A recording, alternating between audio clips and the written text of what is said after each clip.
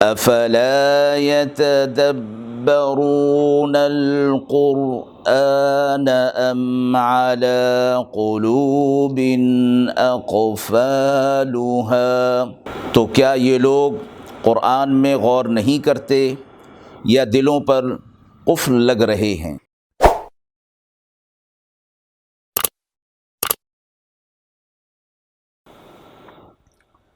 بسم اللہ الرحمن الرحیم۔ السلام علیکم ورحمۃ اللہ وبرکاتہ۔ ناظرین کرام، درس قرآن مجید کے اس پروگرام میں آج ہم سورۃ النساء کی آیت نمبر 29 اور 30 کا ترجمہ اور تفسیر پیش کر رہے ہیں۔ اعوذ باللہ من الشیطان الرجیم، بسم اللہ الرحمن الرحیم۔ يا أيها الذين آمنوا لا تأكلوا أموالكم بينكم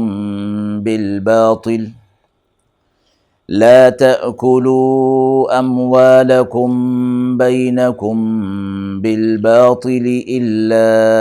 أن تكون تجارة عن تراض منكم ولا تقتلوا أنفسكم إن الله كان بكم رحيما ومن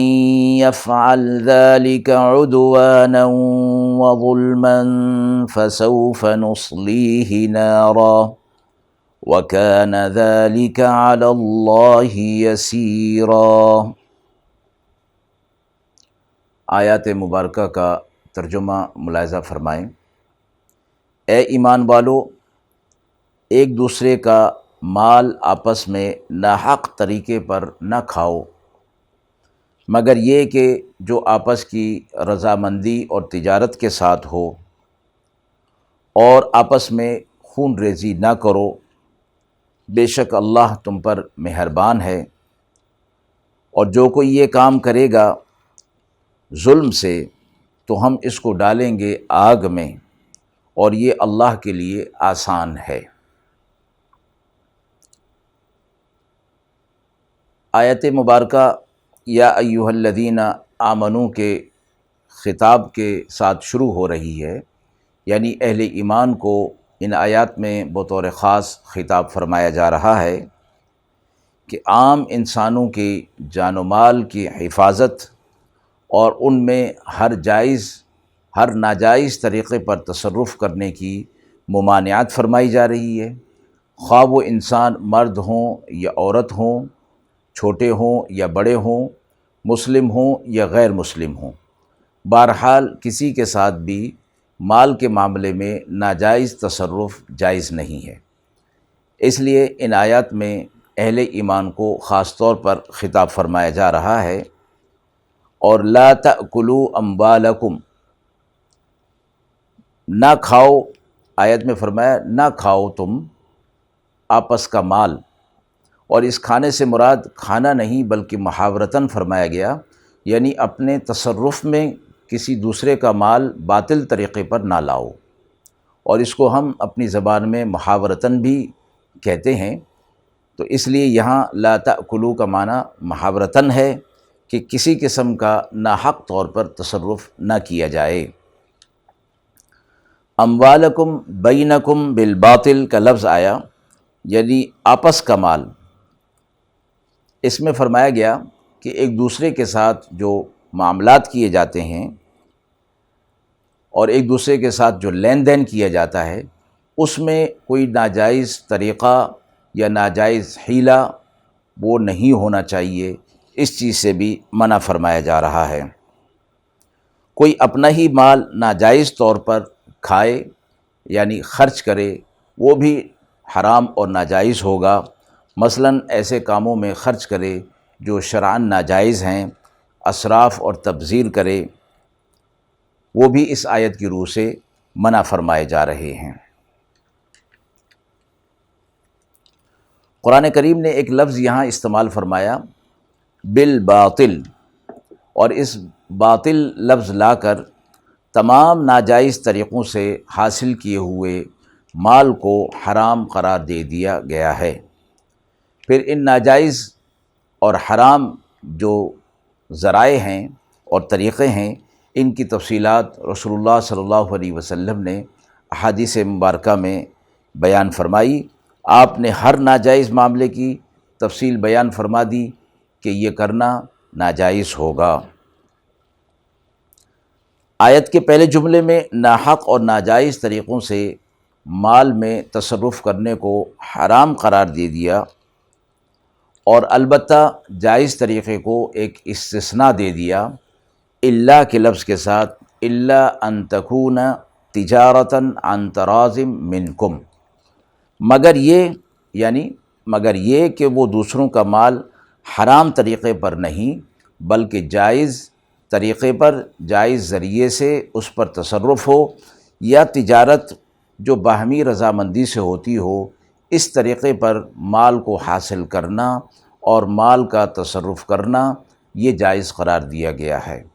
ظاہر ہے کہ دنیا میں اور معاشرے میں لوگ رہتے ہیں تو ایک دوسرے کے ساتھ معاملات، لین دین، تجارت یہ ہوگا، تو اس میں جائز طریقے کو طرف توجہ دلائی گئی اور ناجائز طریقے سے بچانے کی ہدایت دی گئی ہیں۔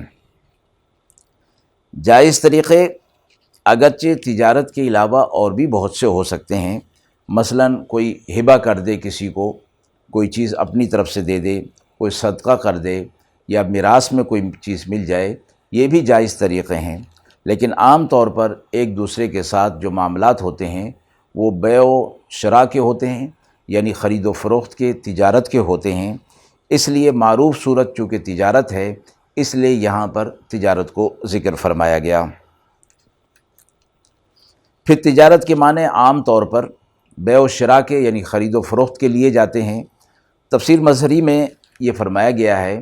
کہ اجارہ یعنی ملازمت اور مزدوری کرنا اور کرائے کے معاملات کو بھی تجارت میں داخل قرار دیا گیا ہے،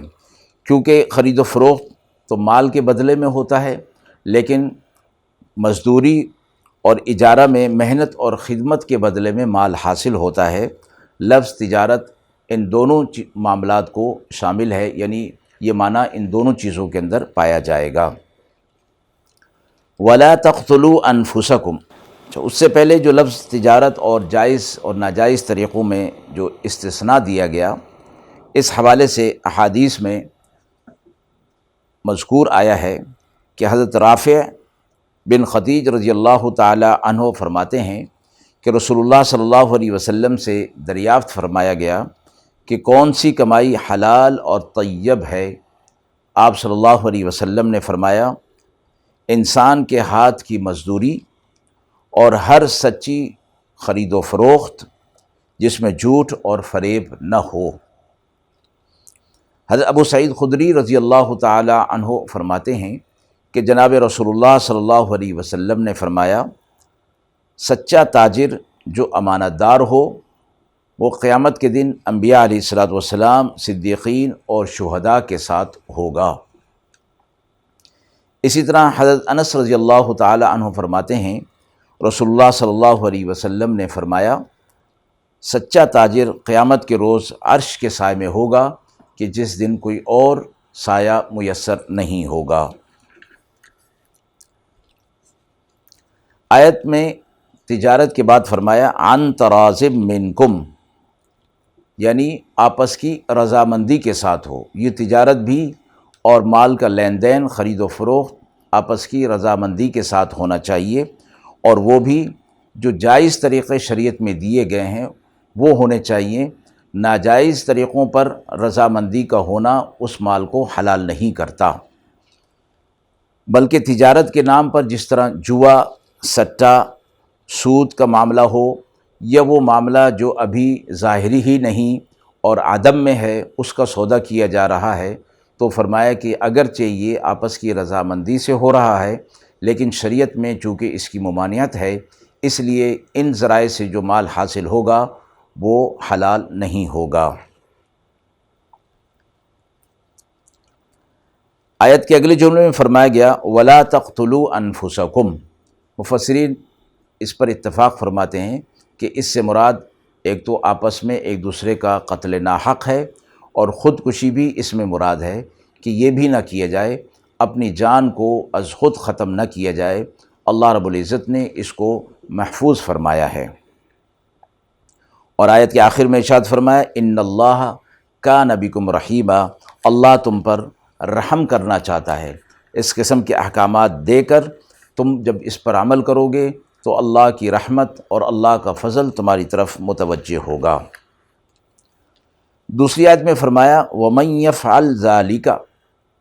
یعنی یہ جو احکامات دیے گئے اگر اس سے کوئی رکا نہیں اور اسی طرح ہی کرتا رہا،